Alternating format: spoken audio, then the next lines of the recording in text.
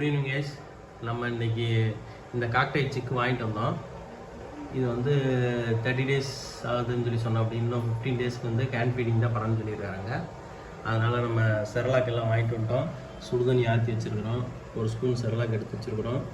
இது ஒரு ஸ்பூனும் இந்த தண்ணி கலந்துகிட்டே இருக்கணும். அது லிக்விட் ஆகி தண்ணி இல்லாமல் கெட்டி இல்லாமல் இருக்கும்போது அது ஊட்டணும். அதுக்கு சிரிஞ்சு எல்லாம் கொடுத்துட்ருக்கிறாரு. வாங்க எப்படி கூட்டுறோம் பாருங்க. இதான் அந்த சிரிஞ்சு. நம்ம ஒரு ஸ்பூன் ஊற்றி நம்ம தண்ணி கொஞ்சம் ஊற்றி கிண்டிகிட்டே வரும். அது கிண்ட கெட்டி ஆகிட்டே வரும். தண்ணி இல்லாமல் கெட்டியாகவும் இல்லாமல் நம்ம அதை ஊட்டணும். 10 ml கொடுக்க சொல்லியிருக்கிறாங்க.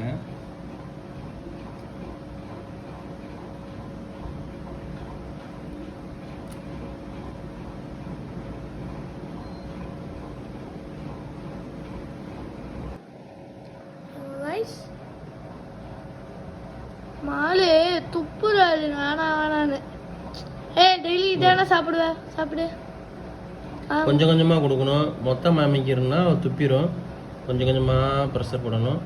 10 ml கொடுக்கணும். இடுப்பா அது முழுங்கணும். முழுங்கிடுச்சு. கொஞ்சம் கொஞ்சமாக கொடுப்பா.